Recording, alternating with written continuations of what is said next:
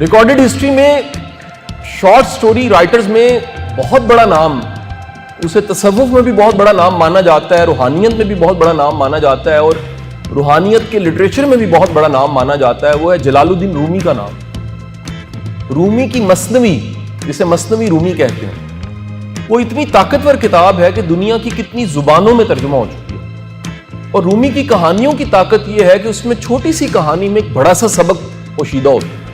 ایک چھوٹی سی کہانی ہوتی ہے، اس کہانی میں کوئی سبق ہوتا ہے۔ میں اس کہانی کی طاقت کو سامنے رکھتے ہوئے آپ کے سامنے ایک کہانی رکھنے لگا ہوں جو میں نے کسی کتاب میں، کسی لٹریچر میں کہیں پڑھی، اور یہ کہانی مجھے بڑی کلک کی، اور اس میں سے بے شمار لیسنز نکلتے ہیں۔ کہانی یہ ہے، پرانے وقتوں میں ایک استاد کا ایک شاگرد، ایک پیر صاحب کا مرید پیر صاحب کے پاس جاتا ہے اور جا کے کہتا ہے کہ پیر صاحب مجھے کوئی خیر کا رستہ دیجیے، مجھے کوئی ہدایت کا رستہ دے دیجیے، میں ایسا کیا کروں کہ میں خیر کے رستے کا مسافر بن جاؤں۔ پیر صاحب اس کی بات کو سنتے ہیں اور کہتے ہیں کہ اس کے لیے تمہیں چلہ کاٹنا پڑے گا۔ وہ کہتے ہیں جی کون سا چلہ کاٹنا پڑے گا؟ پیر صاحب اللہ کا نام اسے بتاتے ہیں اور کہتے ہیں کہ فلانے جنگل میں چلے جاؤ اور تمہیں 11 دن تک یہ روز اتنی کوانٹٹی میں یہ روز پڑھنا ہے، اور 11 دن کے بعد یہ چلہ مکمل ہو جائے گا، اور 11 دن کے بعد جب تم واپس نکلو گے اس جنگل سے تو کسی پگڈنڈی پہ تمہیں کوئی شخص ملے گا۔ ممکن ہے اس وقت تمہاری حالت یہ ہو کہ تمہیں پیاس لگی ہو، بھوک کی وجہ سے برا حال ہو، اور تم تھکاوٹ کی وجہ سے اور نیند کی کمی کا شکار ہو، تم سے وہ ساری آپشنز پوچھے گا کیا چاہتے ہو، لیکن تم اس کی ساری آپشنز کو ریجیکٹ کر کے ایک چیز کو ٹک لگا دینا، اس سے مانگ لینا، اور وہ ہے علم۔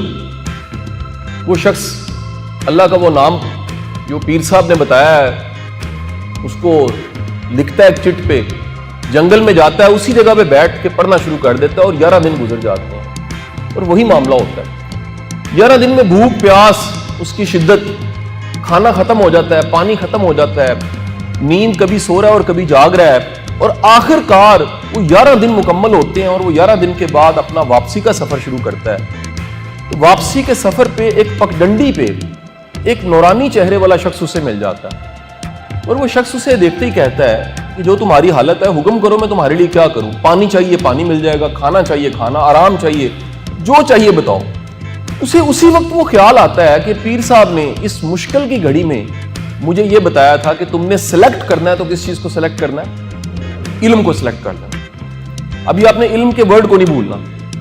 اس ساری کہانی میں سے ایک جو ورڈ ہے جس میں سے لیکچر میں آگے چلنا ہے وہ علم ہے۔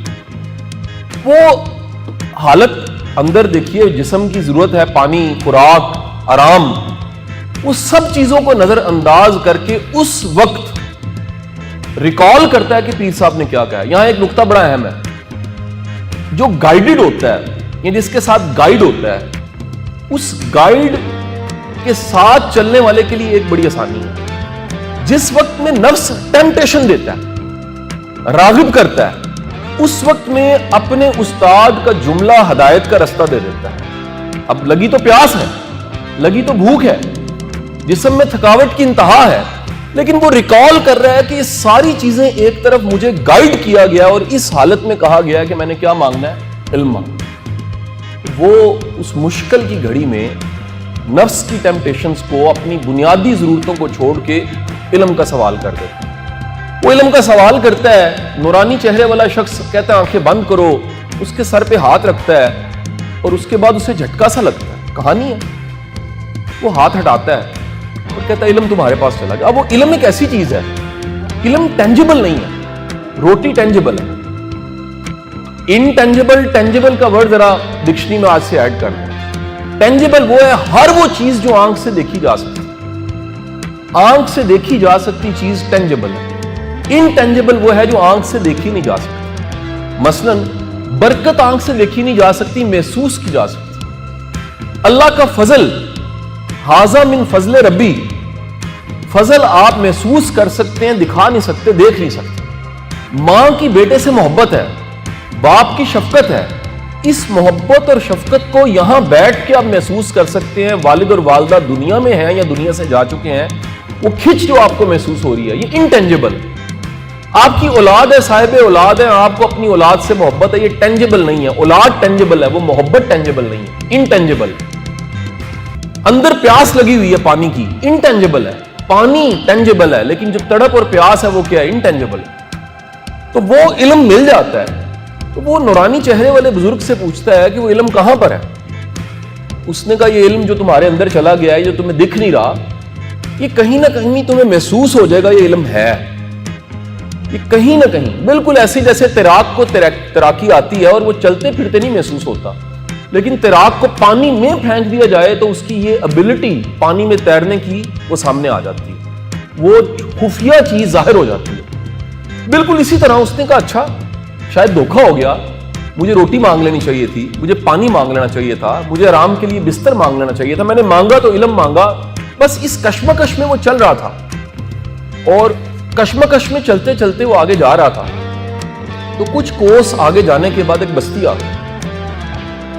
اب بستی کا شام کا وقت تھا, رات بالکل شروع ہونے والی تھی.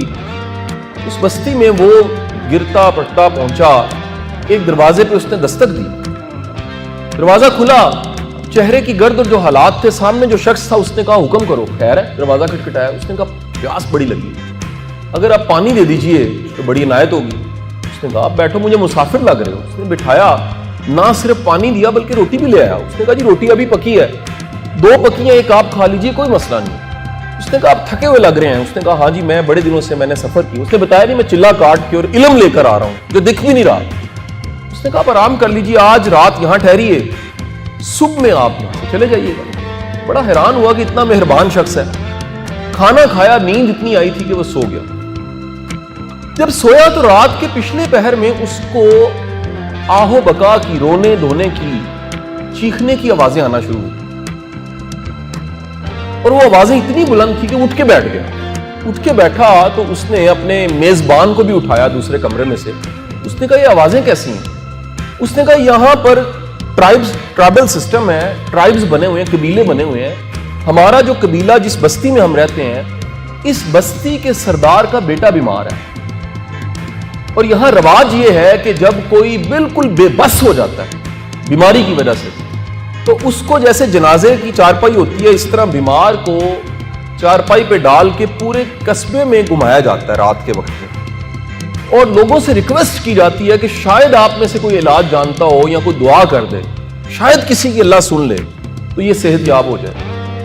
اس شخص نے, جس کو علم ملا ہوا تھا, اس نے کہا کہ اگر ہو سکے تو اپنے سردار کو کہو وہ مجھے اپنا بچہ لا کے دکھا دے. تو وہ چارپائی تھوڑی دیر کے بعد اس کے سامنے آ گئی. اس نے بچہ دیکھا. بچہ دیکھتے ہی جیسے کوئی بلنک کرتی ہے چیز, ایک دم سے کوئی چیز بلنک کی, اور اسے خیال آیا کہ فلانی بوٹی جو جنگل میں ہے, اگر اس کا ارک اس کے منہ میں ڈالا جائے تو یہ ٹھیک ہو جائے گا. تو اس نے فوری طور پہ جو بلنک کیا تھا آئیڈیا وہ کہہ دیا. اس نے کہا جی وہ ارک اس کے منہ میں ڈالیں یہ ٹھیک ہو جائے گا. صبح تک وہ بوٹی اور ارک ارینج کیا گیا, منہ میں ڈلا, بچہ اٹھ کے بیٹھ گیا. سارے بڑے حیران ہوئے کہ یہ کیا کمال ہو گیا, ایسا کیا کمال ہو گیا.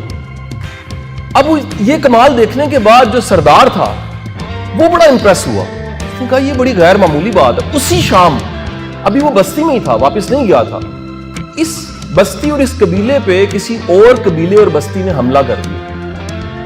حملہ کیا تو یہ شخص دور سے بیٹھا دیکھ رہا تھا, اور یہ بستی کے سارے مجاہد غلط چال چل رہے تھے. اس نے وہیں سے روک کے جو کمانڈ کر رہا تھا اس کو بلایا اور کہا کہ تمہاری کمانڈ ہی غلط ہے, اگر اس طرح سے کرو تو فتح مل جائے گی. انہوں نے ویسے کیا اور چند گھنٹوں کے بعد اس بستی کے سارے سپاہی جیت گئے. پھر سردار تک اطلاع پہنچی.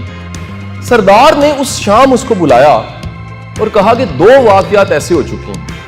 ایک واقعہ میرے بیٹے کو صحت ملنا, اور دوسرا واقعہ یہ ہماری لڑائی میں جیت. میں نے یہ نیت کی تھی کہ اگر یہ 2 کام ہو جائیں تو جس کی وجہ سے یہ 2 کام ہوں گے میں اس کو اپنی سرداری گفٹ کر دوں گا. اس نے اس کو اپنی سرداری گفٹ کر دی. کہانی یہاں ختم ہو جاتی ہے.